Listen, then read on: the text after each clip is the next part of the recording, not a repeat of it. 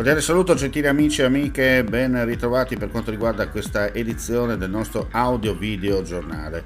Un uomo è stato soccorso questa mattina dal personale medico-infermieristico per le ferite che ha riportato a seguito di un incidente stradale che si è verificato in via Piave a Torre di Pordenone. Per causa in corso di accertamento da parte delle forze dell'ordine, mentre stava conducendo un motorino ha perso il controllo ed è rovinato a terra. Apparentemente nessun altro mezzo coinvolto. Il personale medico-infermieristico ha preso in carica l'uomo, che è stato trasportato in gravi condizioni in volo all'ospedale di Udine, dove si trova tuttora ricoverato. E di 22 persone indagate dalla Procura della Repubblica di Pordenone, il bilancio di un'operazione in cui sono impegnati circa 100 carabinieri nei confronti della comunità Sikh.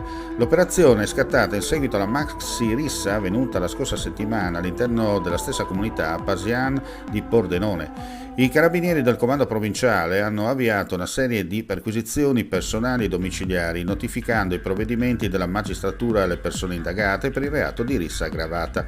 6 persone sono state anche notificate, altrettanti avvisi orali dal questore di Pordenone che contengono alcune prescrizioni. Le indagini sono coordinate dal procuratore di Pordenone facente funzioni, Maria Grazia Zaina.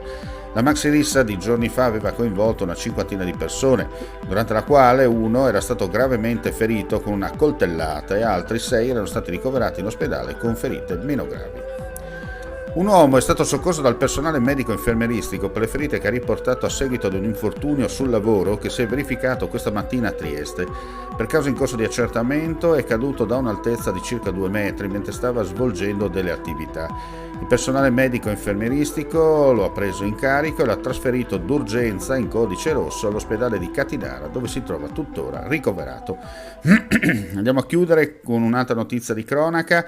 Un uomo è stato soccorso nella prima serata di ieri per le ferite che ha riportato a seguito di un sinistro che si è verificato a Marina Iulia, in comune di Monfalcone. Per causa in corso di accertamento ha perso il controllo della moto che stava conducendo ed è rovinato a terra.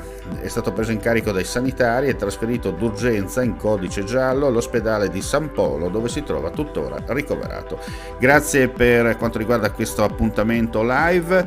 Ulteriori news come sempre sul nostro sito friulitv.net. Non resta che augurare a tutti voi un buon proseguimento di giornata.